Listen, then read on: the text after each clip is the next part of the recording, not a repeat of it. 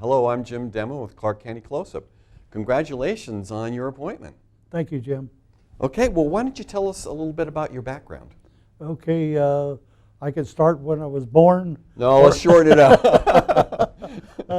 No, my background is basically I got out of the service in 55, got into the apprenticeship program, progressed through the electrical workers union, became the business manager, financial secretary, became the president of the Columbia Pacific Building Trades Council, got involved with political stuff on this side of the river with the Bob Schaefers of the world, the Al Bowers, the Denny Hicks, Joe Kings, all these different people like that politically. From the labor side, I progressed up through the ranks of the labor movement. I became the chairman of the Edison Pension Trust, the Health and Welfare Trust, started a Barnes Labor Management Joint Committee between NECA and the IBEW, instituted the first substance abuse program in the whole construction industry, pre-employment, checking for cause, in-house, out-house treatment, and out if you failed a third time in that. So those were some of the programs. I also was co-chair of the program that has to do with the construction industry between labor management and legislature. And so I started that over in the Oregon side of the river. Worked as a transportation commissioner after I retired in 95 to 2007. Supported the Talgo trains. One of my big projects was the passenger train between Vancouver, BC and Eugene, Oregon. Aubrey Davis and I pushed on that to get that done. Mm-hmm. And so that was an important thing there. Right. Yeah. So why did you decide to apply for this position? Well, I decided to apply for it because I was extremely upset at the dysfunction that I thought the county commission was going through, and there's still some dysfunction there as far as I'm concerned. Maybe it'll get better after I try to push on them as much as I can, but I think there was things that happened in the community where they had never had it before, where the commission fought with everybody from the Chamber of Commerce, the Economic Development Council, Clark County Identity, the High Tech Council, Regional Transportation Council, JPAC. It didn't make any difference what those organizations were. David and them went after them because basically they supported the I-5 bridge crossing project and the light rail, and he was dead set against that. So every one of those organizations, he went after them and basically is still pushing on them to get his way, especially on C-Tran and the bus rapid transit on 4th Plain. So David is a person, he's a very smart businessman. I'm quite sure of that. I was out and went through a 3-hour-and-a-half tour of his business. He's got a great operation, good employees, but I think maybe on the common sense side, David has a hard time seeing the forest for the trees, as my dad would say. That. So it just concerning that we're still not able to get off of some of this stuff that is causing dissension within the ranks of the county and within the city. And so I just, and across the border over in Oregon, folks over there think that we're kind of crazy over here for allowing the stuff to go on. But that's their own personal business. But of course, we got a heck of a workforce that works over there every day.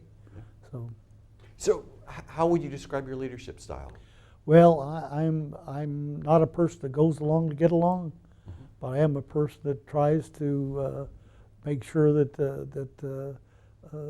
that we try to work as collaborative as we can together in order to get something accomplished. I'm not one of these people that don't want to get something done. I've proved that in a whole lot of different ways with the things I've done in our pension, our health and welfare, the convention hotel downtown. I made the motion to build a Hilton Hotel event center out at Clark County. I pushed on that, the commissioners to approve the amphitheater, and that I thought was extremely important that we get that done, the event center. The rebuilding of the Clark County Historical Museum, the building of the tower for the 50th anniversary with Kaiser Shipyard with Scott Campbell chaired that, and we did all the free labor. Most every one of these projects is free labor. I've finally convinced our pension trust to come to the Washington side of the river. All of those nice brick buildings on the west side of Vancouver Mall, most all of them were built with IBEW laborers, various different unions, pension funds. I get a check every month from that money. The Union Retirement Association, I convinced them to build Kirkland Plaza on this side of the river. We got all that done. It's a nice, beautiful retirement home, and and we also do the Round Tower, Smith Tower. We manage that. Oh, wow, I Yeah. had no idea. Yeah. So how have you been transitioning to this new position? Well, basically, they've made a lot of appointments. I imagine. To meet with the health people, to meet with the parks people, to meet with the transportation people, all the different people went out. The Clark County Youth Commission went out there, which I was so impressed with that. It was tremendous. I met with all the employees. They had an awards ceremony last Monday for all the people in the county. Met with the workers out at the fairground. Met with the people, the C-Tran people, to see what that operation is all about. Individuals with the people that have to do with Livingston Mountain up there. Been meeting with the groups and that, because there's going to have to be a big decision made there. And also C-Tran decision is going to have to be made. Met with Stordahl, met with the DNR people, and then individuals, several individuals have come in and talked to me about different things. In fact, I have a list of people now, more of them after today's meeting went in to get lined up. So, but it's just a matter of communications and trying to help people out. And it's not about saying no to them. It's not about gaveling them down. And our job is to listen to the people, to the public that come there to talk to us, and to give them as much feedback as we can to help them out. So do you prefer a phone appointment for someone to talk to you? Do you prefer email? Or is there any- Well, they can, if they want to get a hold of me, they can get a hold of me by getting a hold of the Clark County Commissioner's website. Okay. And it has my phone numbers on there. It has the email number on there. It also has a fax number on there, and they can get a hold of me that way. That's I'll clark.wa.gov. Right. Yeah, right. Okay. Right, and I will try to make sure that they get an appointment to come in and talk to me, whether I agree or disagree with them and that. And I think it's important to do that. And my time is limited. I'm only there for the next 6 months, so I don't have an axe to grind politically, so I can be honest with them, you know. And that's the way I am. I'm an honest person, Jim. I don't fuss with people. My dad says, you tell him where the bear goes through the buckwheat patch, and I do that. So I do that sometimes, and it might get me a little bit of trouble, but at least they know where I stand. That's right. That's right. So you've been in the office just 2 weeks, I think just 2 weeks ago. For 2 weeks, what are your early impressions of Clark County government? Well, I think that where the problem lies is, me personally, I think that the staff is great. I think I see that. The employees are great. I think that maybe there's a little anxiety in the employees, that they're scared. I'm trying to convince them that they can speak up without getting a termination or being afraid of their jobs. And that I think it's important that they understand there is somebody that they can talk to that way. I do think that maybe there's a big plate there. And I think that with just the 3 commissioners, or the 2 commissioners like they had for a period of time, Jim, for a month almost, there was nobody, didn't have any meetings because neither Tom or David were there. So I'm 100% in favor of the freeholders, Okay. of what they're proposing. even though it may not be all-inclusive to start with, but you have an opportunity after it's there 5 years, you have an opportunity to modify it or change it. But you got to have more than just one or two people there. And if something happened when just the two of them were there, one of them got killed, then there would have been no business conducted in the county at all, or somebody had a heart attack. So I think it's very imperative, and I think that more people that you have out there representing different areas of the county, you're going to get a lot better feedback, and that they're going to have 5 people that'll listen to them rather than 3. And I hope that eventually, my wholehearted thing is that I was disappointed, although I knew it was coming, that the commissioners weren't going to approve Craig, and I think it was a shame. That's Craig Pridemore. Craig Pridemore. I think it was a shame that they didn't put him in there, because he was the best qualified. He's still the best qualified person for county commission, and but it was disappointing, especially when they have this integrity agreement that they put on their resolution, they put on their website, that to hire somebody that's not particularly qualified or not go through the proper process. And I'm not going to beat up on Senator Benton, but I do think that that was a big mistake. That's what started a lot of this dissension by a whole lot of different people.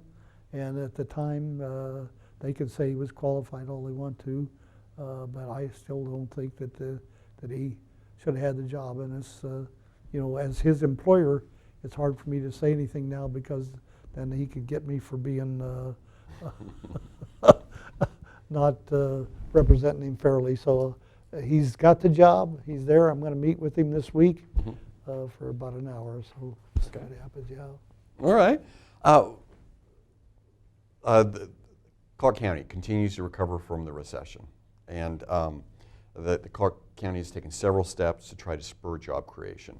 What additional steps do you think the county should take to help spur jobs? I see the pin on your lapel, just like Commissioner Medor. Right. Well, I'm one of the firm believers that you got to bring people together to do that. You can't fight with the different people that are the key players in this community.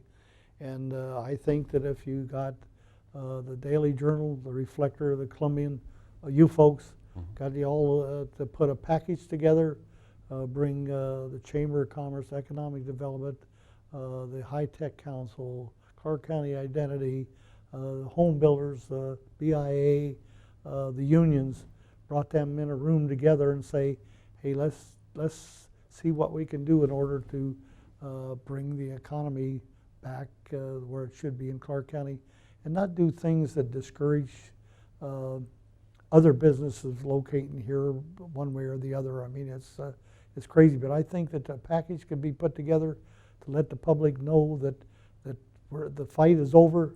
We're no longer at each other's throat. We're going to do whatever's necessary to bring jobs this side of the river. And I'm not in favor of giveaways. I don't think, from what I've seen so far, with Scott Bailey's article he had in the Columbia newspaper, and I challenged Tom and Dave on that, that I don't think that has proven that they've created all that many. It's the fee holiday. Jobs. Yeah, the jobs with the fee waivers has not created that many jobs. The other thing that worries me is, it's just like with Boeing up there, when the state of Washington legislature give away the whole state capital in order to keep Boeing here, and they went to South Carolina anyway. If you give somebody something away like that, and the fee waivers, I want to know, are they putting the money back in the company? They buying computers, they buying new trucks for the company, instead of going to Acapulco, instead of buying Mercedes cars or whatever. No matter what they do, the public has the right to expect that money to go back into their business or into that project that they're building. And I don't see that. Yeah. So I know you have very little free time right now, but when you do have free time, how do you like to spend it? With my wife of 59 years. Oh, congratulations. Yeah, starting June 30th, it'll be 59 years. So I enjoy her immensely, and I join my 3 sons and their wives and 7 grandkids. Oh, wow. And I enjoy hunting, especially deer and elk hunting, but that looks the elk hunting looks like it's gonna come to a screeching halt. The Fish and Wildlife is screwing that up with the hoof rod stuff, so Okay. it's bad, so. Okay. But I like to go to various different functions. My wife is a singer with the Sweet Adelines Oh, really? for 30 years. She's gonna be they're gonna be the opening group at the Clark County, and I didn't know this until this morning. So I wasn't a fair that got it because I was the commissioner, but I understand, she told me this morning that they were gonna be the main group that was gonna sing the opening for the Clark County Fair this year, the Oh. national anthem. Oh, wow. So August anyway, 1st, or it's yeah, August 1st? yeah. Okay. Yeah, so they've sang out there before, Okay. you know, so it's very interesting to see what goes on. I travel all over to Idaho and Spokane, every place they sang. Been all over the world with her singing, Austria and every place. That's great. So That's great. she's been a good companion, and she's supported me when she probably should have given me a black eye or two. I don't believe that. Yeah, Okay, so again, we'll put up the information again, so if citizens want to contact you, they can go to the county's website at clark.wa.gov. They can also call the county commissioner's office at 397-2232. yes, sir. Thank you very much for meeting with us, and You're good luck welcome. with your position. Okay, you're welcome. Thank you very much, Jim. You bet. Okay.